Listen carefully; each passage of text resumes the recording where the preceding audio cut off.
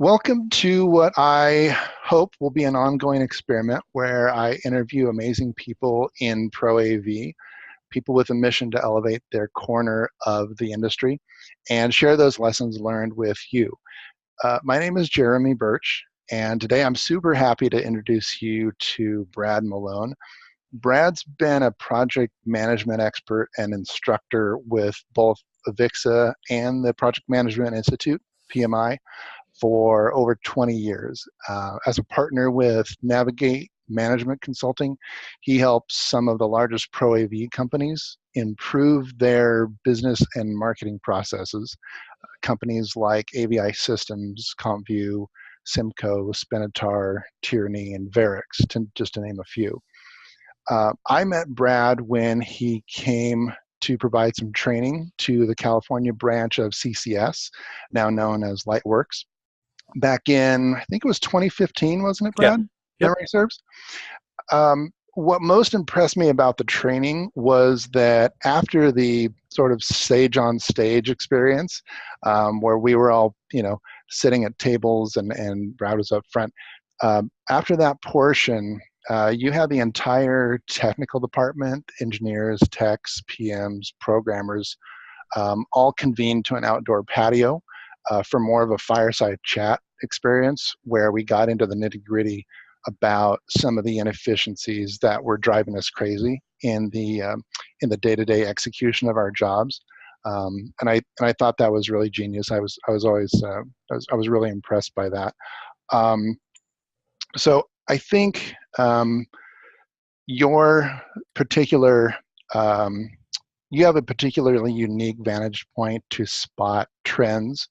And I want to explore some of those specifically with you today.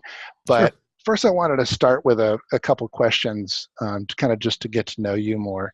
I love delving into backstories. So how did you get started in AV way back in the day? And when did your career transition from employee to business owner, and why? Yeah, and then we'll answer some more about that. Melissa Taggart came and found me. She used to be VP of Education and then Standards and all that with Infocom. And she came to the Project Management Institute and said, "We don't know how to run projects in AV.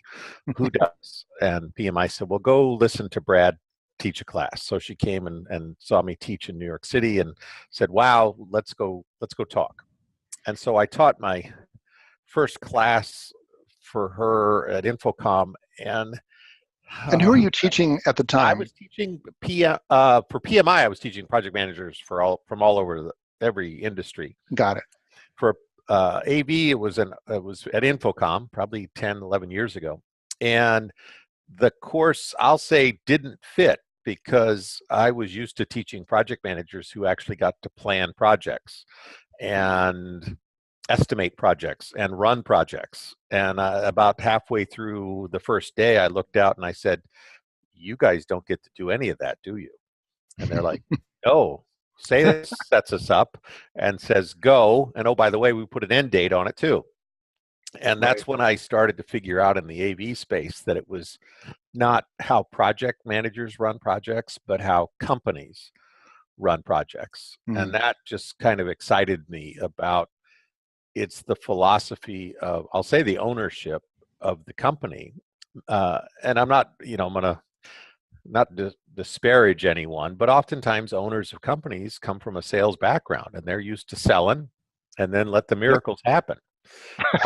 And miracles aren't free and they're not cheap. And what I really started to understand was that it's a system in the AV space. And what excited me about the AV world is that a lot of these are small companies, 20, 30, 50, 100 people. So you can make small changes and really see the improvement. And the projects aren't long. They're 2 days, 2 weeks. So you don't have to wait a year to see the improvement. And so it was and I'll do a little bit more backstory. I'm always one of those people who believes in business principles. And so this gave me the space to, and I've been writing for 20 years also. I call them kind of the 4 Ps. There's the portfolio. What's the blend of business that we do, and why do we do the business we do? What are we selling? Why are we selling it? What's our pipeline? What's our market? All of that. And I found that companies oftentimes don't think that through. And then how do we run projects? And that's really been my background. But project management is only based on how good your portfolio is. So, and through my 20, 30 years of teaching, I've asked people, what's been the problem with project management? And they always said, we have too many of them to run, and no one will prioritize them. So, when you have 30 projects and they're all number one, then we fight about resources. And that's the kind of the fourth piece. But the third piece is process management. And the thing that, again, you were talking about the engineering conversation I had with you, but within the AV space, there's project management and supporting processes, but there's also technical processes. And all of these have standards. If I'm going to terminate a wire, there's a correct way and an incorrect way. Right. And what I find, though, incredibly within companies is people say, well, we don't have standards. And I'm like, how? Well, if you have 5 people, you either are doing it one way or you're doing it 5 ways. And if you're doing it 5 ways, you have no quality. Right. Yeah. Who's running the tribe, the Indians or the chief? Exactly. And so I always look at projects are about effectiveness, doing it correctly, doing the right thing correctly. But processes are about efficiency, doing the right thing quickly and repeatedly. And then the last kind of P of the 4 Ps was people. Are we using our people well? Are we training them well? Are we rewarding them well? And I found a lot of what I'll call negative reinforcement in the AV world. We took our best people and just added more roles to them. And I use a lot of phrases and metaphors, but it's like the heroes and the martyrs. You could be a hero when you're young. And yet it's amazing to me how many people in the AV world are they're only 30, but they look 60. Because we've added on projects to the heroes until they become martyrs. Exactly. And then we look at the people who don't do quality work and we say, well, that's okay. They're nice people. We'll just give it to the people who do good work. Right. So then the incentives, it just compounds and compounds and compounds. So it was a long answer to a question, but it's kind of like the AV space was the perfect laboratory to show where all these great business principles can come together. I mean, lean, cost of quality, project management, portfolio, just management skills can come together and make a difference quick. Yeah. What kind of companies do you currently serve, and what in the Pro AV space? I know it's not just integrators. There's a wide range. We're primarily with, and I'll do we do live tech, live companies. So event production, and that I just say that they're AV on steroids, or on speed, one or the other. But they're usually some type of drug induced. And so there's that. In which case, the process just has to be really smooth, that much tighter. That much tighter, and you really have to manage your in-pipe because it takes what it takes.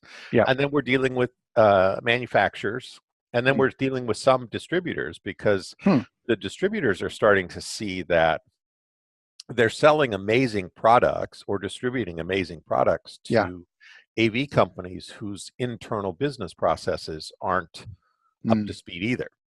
And so they're hiring us to really look at what can we do to help our integrators. So integrators, live events, distributors, and those are the range. And then we range anywhere from big to small, AVI, SPL, diversified, those type, the big guys, guy systems, down to, smaller people. So we're with Evco Sound, so they're pretty 15 million. And we're also moving into more of NSCA's market, kind of their 5 pillars. So security, anything that has equipment and labor has to follow a model. Yeah, would you call those labor-based service Yeah, industries? labor-based service. Yep. Okay, okay. Yep. Um, And a what's lot of a people, I'll just, yeah, and a lot of those companies that are gonna be successful are starting to look at their labor as their resource mm, versus equipment absolutely as, in the past 10, right. 15 years. And those companies that still believe in this are, I'm going to say, chasing to the bottom. Yep, They're, yep, they're trying to sell their labor as still as a necessary evil. And those that right. are making it are saying our labor is what keeps us here. Exactly, Yeah. exactly. The days of making money on product Are gone. are Right. long and behind us. Yeah, far in Yeah. the Well, you rearview mirror. can't differentiate yourself on product anymore. Hmm. Hmm. So, Is there a is there a particular project you can talk about that you're working on right now that's you're particularly excited about? yeah. We have, I'll say, like three kinds of clients. Hmm. Um, One is the client who understands that they have things to learn and Hmm. want to learn. The teachable client, sort The of. teachable client, and they Yeah. put it in place and they like make it happen and they Hmm. feel proud to own it. Yeah. And we've got one that it's kind of, there's all sorts of phrases, if you love them, let them go and they'll come back or whatever, all that stuff. If you grow them, they'll run away. And so Yeah. these, it's like going, we're proud that this is a client that has, and they're a residential integrator. Mm. And usually residential are kind of some of the most crazy ones. Yeah. Um, but they like took it to heart and they saw that the ownership was part of the problem, but also Hmm. part of the solution. So Hmm. that's been a highly exciting and successful one. And then you have clients that listen but don't want to make the tough changes. Yeah. And it's usually because you have two or three special people Hmm. in the company, and Right. special You have being, some superstars. well, self-proclaimed. Self-proclaimed superstars. Okay, I'll give you that. Yeah. Yeah, it's like when these people, and they're typically people who've been there a long time, Hmm. who are friends of the owner, Mm. and friends meaning, well, I can't tell them anything because they're my friend, Right. and we go out on the boat every weekend. Yeah. I can't tell them that their stuff stinks. Right. Well, so, Maybe. they're my most successful salesperson. And I'm like, why? Well, look at the revenue. I'm like, have you looked at the profit? Well, we really don't track that, Well, it's kind of what keeps the especially doors for them. open, right? Yeah, exactly. Yeah. And then there's the third type of client that says, Brad, we hear you at a conference every year and you're just not talking to us. Yeah. Yeah. And, there's that long river in Africa. So the denial. That's good. That's a good one. Yeah. So there's three types of clients that Yeah. you find you run across most Right. often. Those who sort of hear the word, take note and make the changes necessary. Right. Those that hear it, understand it in their head, but it doesn't travel to their heart, or they're not willing Right. to make Exactly. hard decisions. And then those who just say, Brad, he's a nice guy, and it, it's an interesting company, interesting idea, but it's not for us. Yeah. I'm not willing to look in that mirror. Yeah, exactly, Yeah. exactly. Yeah. What's I want to talk to you real quick about uh, a particular challenge that you've faced and overcome in your professional career. Is there a time or something that you can point to where you were maybe having a problem in business and you were eventually able to overcome it? What Yeah. was that, and how would you advise someone struggling with that same problem Well, today? and it's something I teach, but also, I try to live, and those people who know me, I think one of the words they'll use for me is integrity. Hmm. I'll do what I say, and I also live up to my ethics and values. Um, and 20 years ago, I worked, and this goes back to when I was an employee versus my own company. Ah, I was an employee of a company. I went and ran a big project for them. Um, you know, changed my life to go do that. Lived 2 years all over the place. Traveled 300 days a year. oh man. Left a department to go run this project, and came back and said, okay, I'm ready to run my department. And they said, well, too bad, so sad. And the ethics of the company just weren't there. And I said, I'm not going to sell my soul for you. Right. To me, it was about honesty, quality, uh, trustworthiness. I mean, who I stood for. And it's like going, and I really looked at, and that project was very painful project in itself, but I really looked at, I think I was 33 at the time. I just said, I'm not going to do this. And Yeah. so I quit that company and started my own company. So I've owned my own firm for over 20 years. So that was sort of the defining moment that, yeah, I guess, made you realize that no matter how much effort you put in, at the end of the day, you don't really, as an employee, get any of the benefit that comes from that. Well, and not only that, it was more like I'll use the word soul, but it was like I noticed that I was selling my soul. Yeah. In a non-religious, sense, but it was just Right. like what I kind stood of giving your life away. Yeah, and not valuing myself. Yeah. And I found that if I wasn't valuing myself, how could I ask anybody else to? And that was a defining moment for me. But it's also something that kind of fostered Navigate, is we believe in principles. And we tell our clients, it's about courage. Because I run into people all the time, project managers, salespeople. Well, the project's going bad. Well, then address it now. And they're like, no. And I'm like, what are you going to do? Lie? They're like, well, I'm not going to lie. I'm just not going to tell the truth. Just not going to tell everything. I'm just not going to tell everything. And I'm like going, what do you mean then when you go home? And so that's kind of characterized who I am. I, do what you say what you, say what you're going to do, and then clean it up if you have to clean it up. But at the end of the day, the only person you got to go home to is yourself. Sure.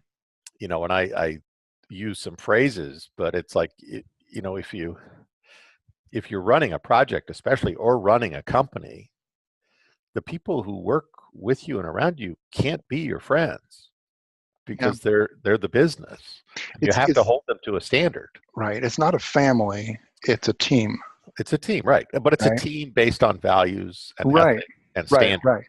And you can't treat a company like a family, because who is going to be willing to fire their cousin?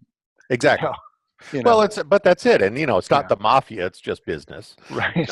But it very much, and what I find in a lot of companies is that by not addressing the things that we all know need to be addressed, we're devaluing the people who do them. Who do them. And we're also devaluing ourselves.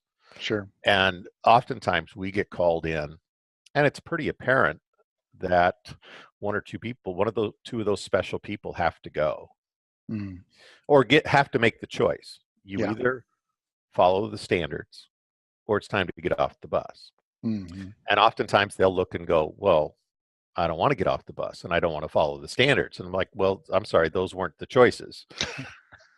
And when they finally, they either have to get on or off. And when they get off, some of them get off the bus. And what you often find is that 90% of the company said, what took so long? Yeah, they just breathe a collective sigh of relief. Exactly. And management had no idea that there was that much pent up, angst over that one. Well, or they were, again, in denial. Person, and so,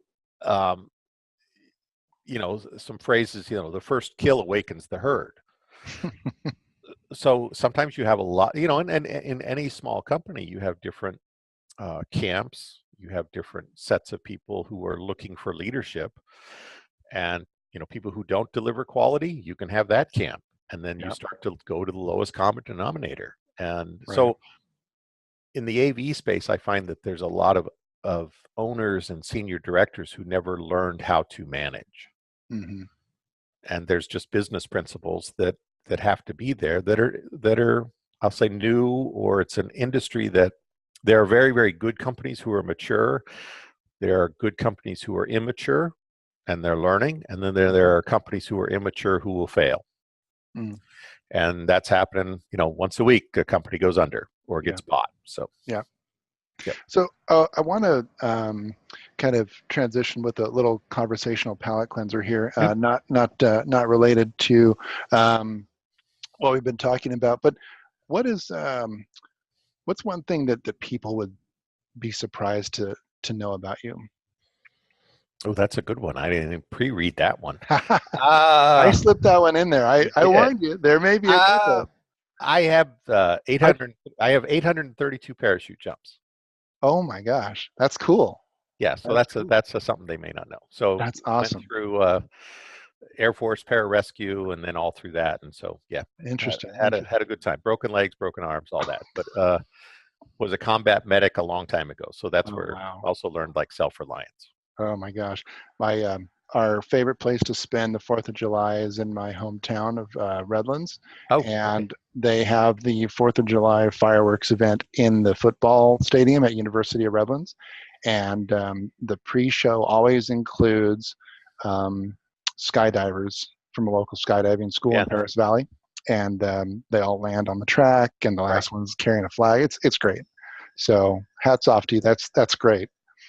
Um, you wrote an article on LinkedIn, and anyone who looks up your profile can see it. And It's I'm adding more titled, now. I've been told I need to oh, add okay. way more, so that's Okay. you'll see Well, more this is now back from from 2015. me. Right, I It's know, a still long time. relevant, but Yeah, it yeah.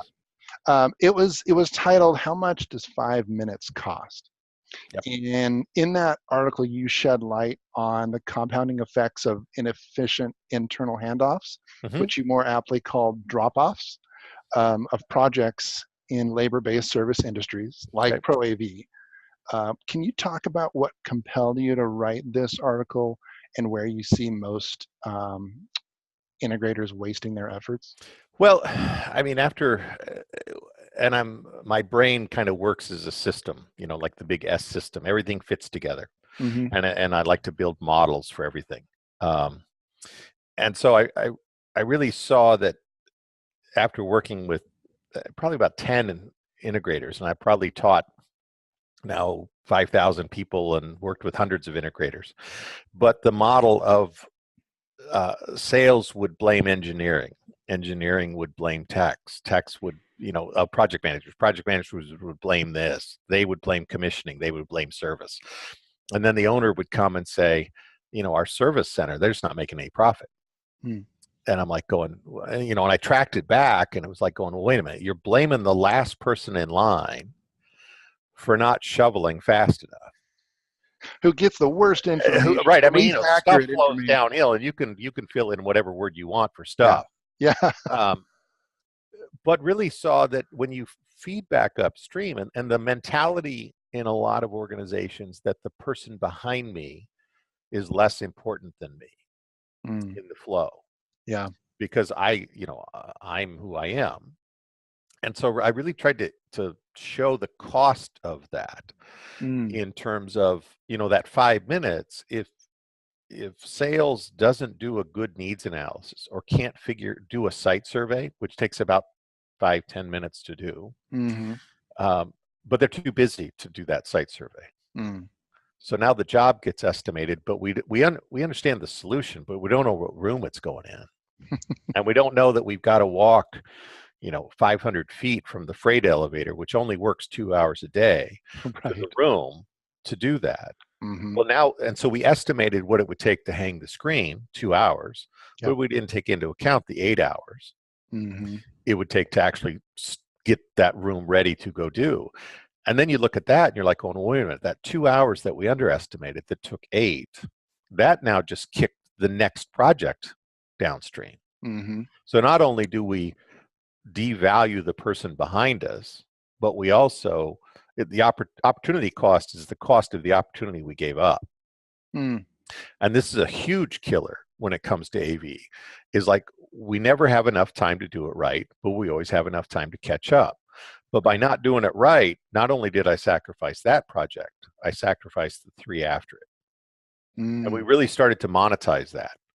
And Got it. so, So opportunity cost is the flip side of what's the name of the the the light to that dark, the cost. well, I mean, it's really just cost of quality. So it's the Okay. cost of doing it right versus Right. the cost of not doing it right. And the cost of not doing it right, one's a prevention cost, and then one's like the cost of non-conformance. But Mm, people often, and the cost of non-conformance is going back and doing it again. yeah. But also in the cost of non-conformance is the cost of the opportunity cost. How did it Right. set me up for the next one? So now I can't even do it correct in the next one because I'm already behind. Right. Right. So there's doing it right, the the positive cost of doing it Right, right, and um, versus doing it again. right, Um, and then there's the flip side of that coin, which is the opportunity cost right. of what you could have been doing if you hadn't been redoing it. Absolutely. And Okay. a perfect example, and I know we're going to talk engineering, um, but I find engineers who they wrote a proposal, they did block diagrams, they did it to 70%, and Yeah. then they win, and now they're going to go to line drawings for the field. Right. Well, they don't have time to do that because they're out commissioning the last project. Right. And then, so we can talk about that for a moment, but they're commissioning so not only are they commissioning the last project, but they're getting calls every day by the guys in the field saying, hey, I don't understand your drawing. Yeah. So Well, now no surprise because I only got it to I only got 70%. it to 70%. Because Right. I And I didn't know haven't we were had going time. to get it, so I made And then it's like going, oh, hell, we want it. Well, I'll just go out in the field then and fix it, and we'll call that commissioning. Yeah. And then, I followed engineers out there and I'm like going, okay, we're going to do the commissioning checklist. And we open up the commissioning checklist, we turn on the system doesn't turn on. And I'm like, okay, why doesn't the system turn on? Well, and then we have to spend another hour, and then we actually go back and find that 3 terminations weren't correct. Mm. Well, now I've got an engineer who's billing out at $150 an hour, Yeah. having to research something that my $50 an hour person should have been doing Hmm. and doing right. So now I paid for that termination 5 Doubly. times. Oh yeah, at Oh, five least. times Yeah. by the time you look at cost. Hmm. And then I took my engineer away from commissioning. So then we just say, well, hell, we're done now because time ran out. So we'll Right. just say it's live, and then Yeah. we'll throw it over to service. Yeah. And then service picks it up. And of course, there's no serial numbers in the right spot. And then they go to the room and they're like, well, where's the red lines? Well, I didn't have to have time to do that because I was doing field engineering. What are serial numbers? So all of that, and Yeah. that I'll just say is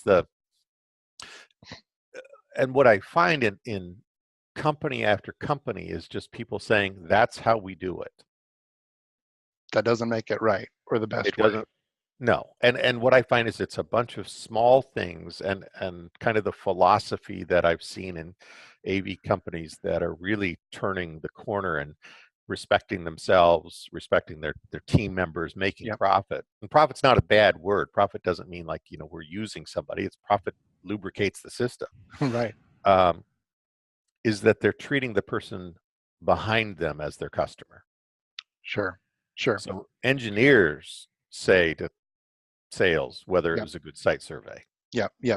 And that was something that was drilled into me from my very first job in AV when I started at Extron was that your coworkers are also your customers. Absolutely. You know. Yep. Let's kind of drill in and talk about the design process Sure. as a specific example of this. Um, have you seen integrators struggle with consistently ordering all the right gear for every project? Oh, absolutely. And I mean, we can go into the number of reasons, but it's often because, I mean, there are a couple of reasons. One is that we're not holding standard databases together for parts and equipment. So What do you mean by that? uh, that every salesperson or every design engineer has their old file Yep. of part on their hard drive or in their whatever. Yep. And so, and we even have a person there that's uploading the new price sheets, cut sheets every month, Yeah. but we don't use that because mine's better. And so we've got that way up front that we're putting the wrong ones in, Mm, or we're putting the inaccurate ones in. The other is that we're not giving design engineers the time to actually do that, Mm-hmm. or we're having them do administrative work. Got it.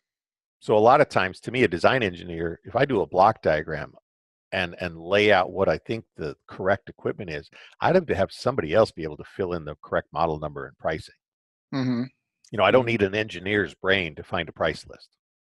Right. Right. But But a lot of engineers are, you're right, they are tasked with finding the pricing and finding it is as they sometimes a build. witch hunt. Right, exactly. And Right. then what's it there? Is it not there or not? Yeah. So that whole model is often broke. Mm-hmm. And then you'll have a salesperson say, well, remember, we want low price. Right. So that one's the correct model to put into this solution, but it's too high a price. So let's, quote, value engineer it. Right. Well, a So lot that's, of times you're designing to a final number too. yep, You're trying to design a system that does X, Y, Z, assuming you've got a right, scope of work that's you know, clear, and you're trying to get it to 35K or under, or you're right. trying to meet some value. So I do see And I won't the even say point. value. I'll say you're trying Yeah, to meet a price, not a value. try to beat a price. Right, right. And so I do see the reasoning behind why a lot of engineers need the pricing there as Right. they build their proposal, but kind of in real time But it has to be version. But correct. there's not really a lot of systems out there to help them to kind of grease the wheels and to be a reliable source for automatically populating that Right. pricing Well, as and they build that system. what I also find is that then we're engine, what mount do I use? Hmm. And is the mount that I'm choosing based on price, based on spiff for the quarter, Uh-huh. based on what's easiest for the techs to actually install? Right. And then do we start packaging things together? Hmm. So it's like this engineer puts these 4 things together because that's what they do. Right. And these person puts 5 things together because that's what they do. Right. And Right. then the guys in the field are like going, well, hell, we know that's Charlie's. We know that's Jim's. Oh, it's got their fingerprint, like All like over it. programming. It's got the maker's fingerprint all over it. Right. You know. So companies that do it well, I think, one, start to look at standards and packaging. Mm. Let's That's been sort of the golden goose I've found that a lot of owners of companies, integrators I've worked for in the past, that they aspire to.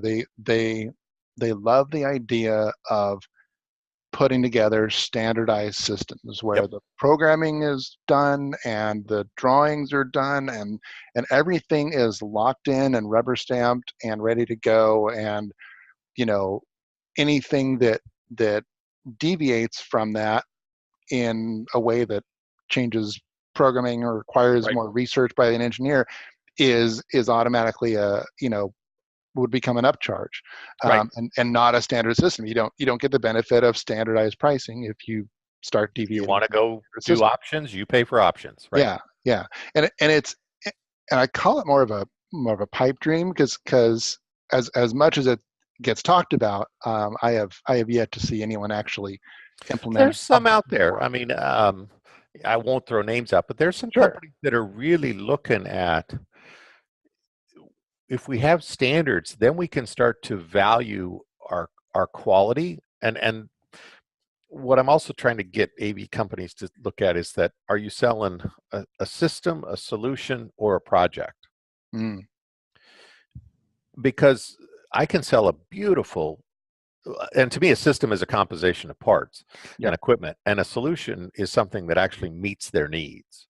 Yeah, But solutions feels more experiential. well, it is, and then the project is definitely even more experiential Mm, because that the project is the experience that got me the solution. okay.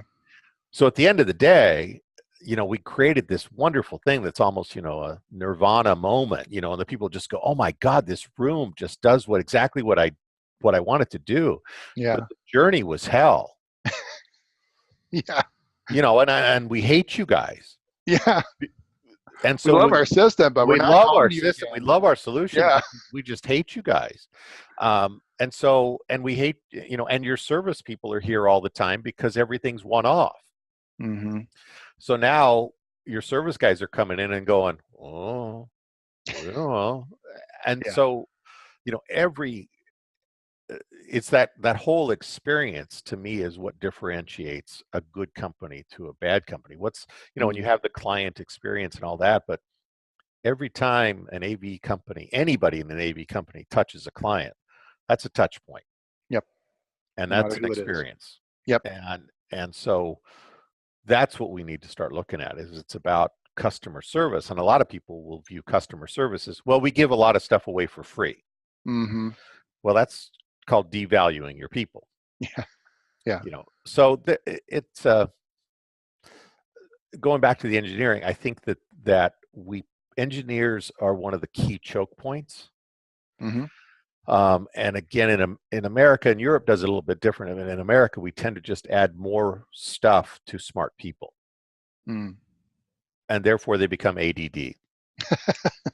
And they also love to tinker and whatever and problem solve, but a lot of Yeah. times they created their own problem. Mm. So standardizing parts, having set lookup lists, Yeah.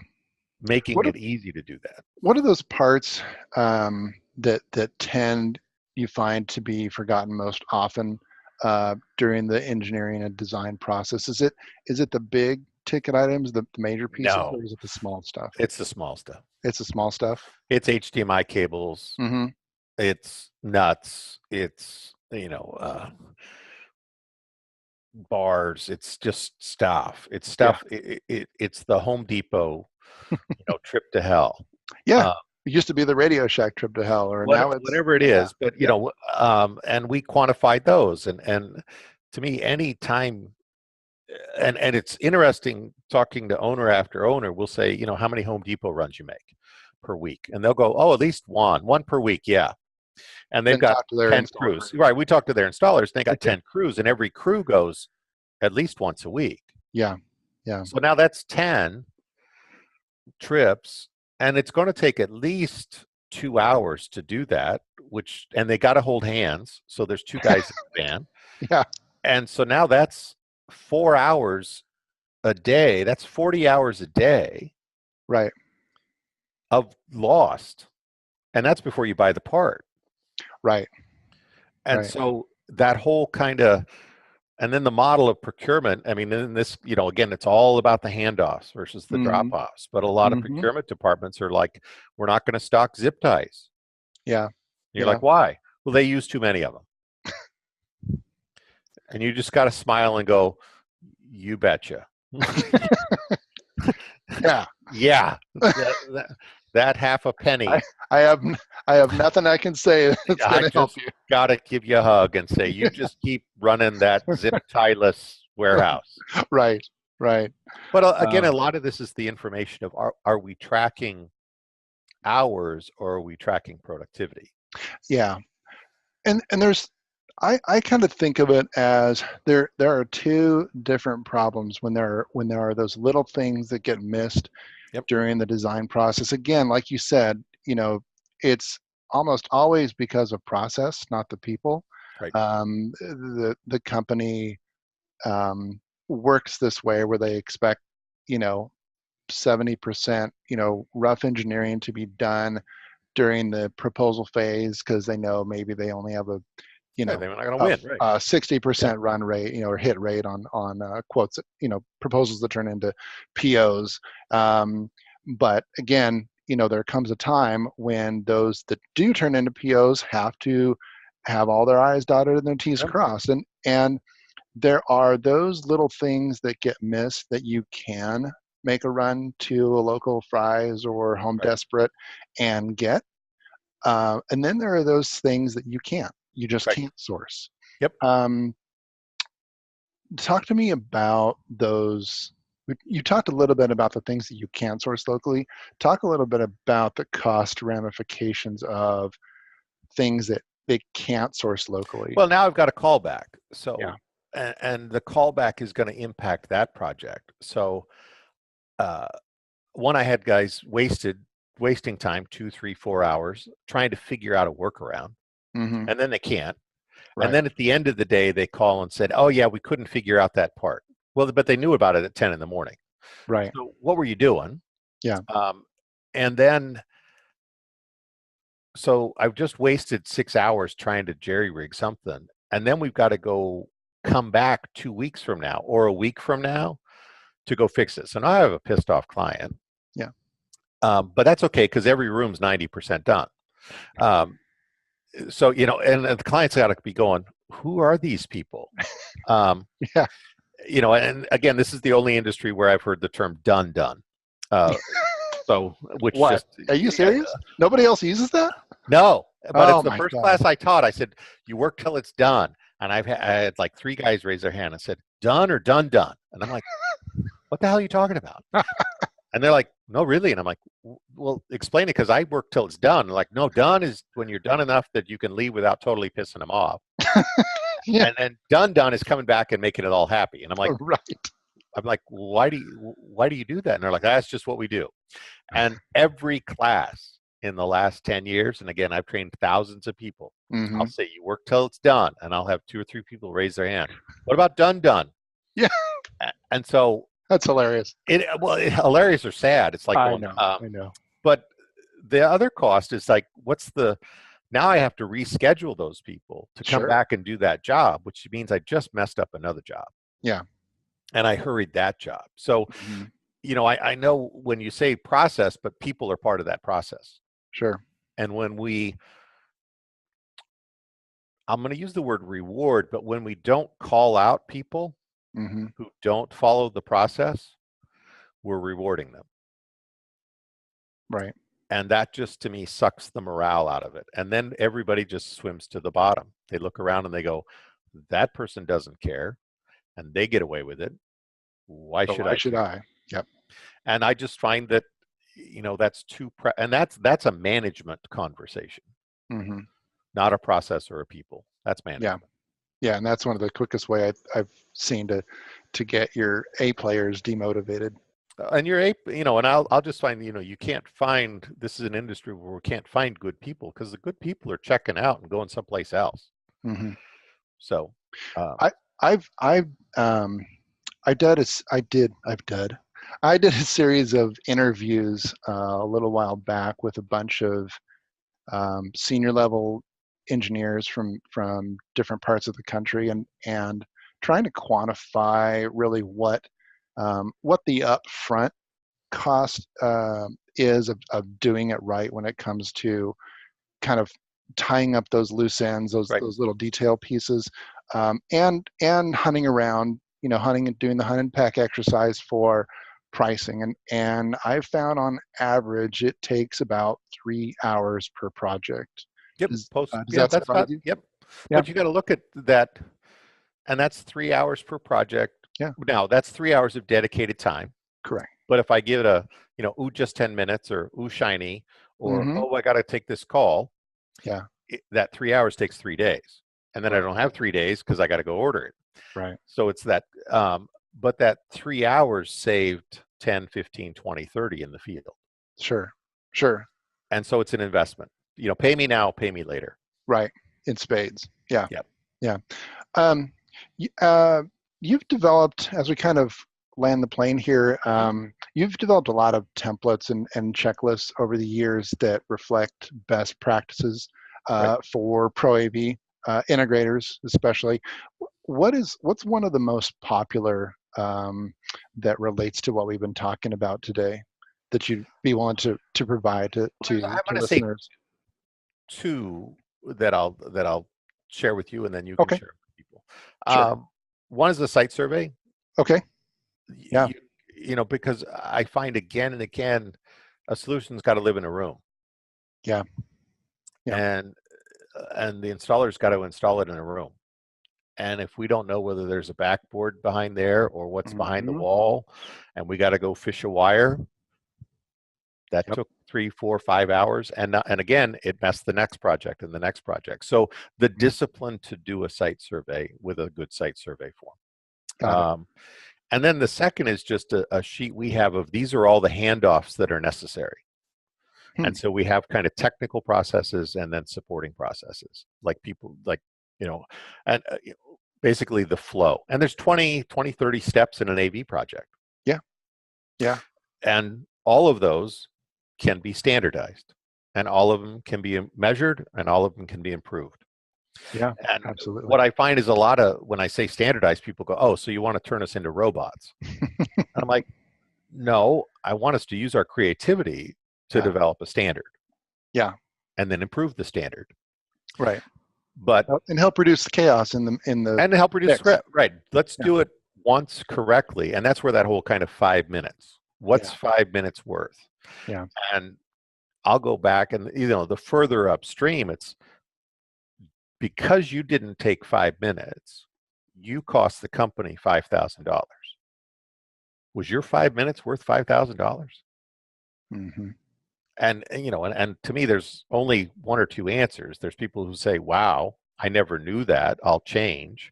And then you have people who say, yeah, it was. In which case it's like going, okay, it's Have a time for nice you to day. have a nice day. It's Yeah. time for, if this was my company, you just exited the company. Yeah. Yeah. Yeah. Well, great. I've had a lot of fun with this, Brad. Well, Where thank you. can people get in contact with you? What are the best ways? Email brad.malone@navigatemc.com. Okay. Our website, navigatemc.com, and there's an answers or a please contact. Those are the best. I'm sure you'll have a piece on me out there that they can find me there, but I'm easily LinkedIn. They can find me. I'd love to share and teach and talk, but also like to make a difference. As you did, and that's why we're connecting here. It's like going, absolutely, and that's why you agreed to do this, even though you're on the road and in a hotel room right now. Right, exactly. So, I tried to make it so like the kitchen wasn't behind me or something. I appreciate that.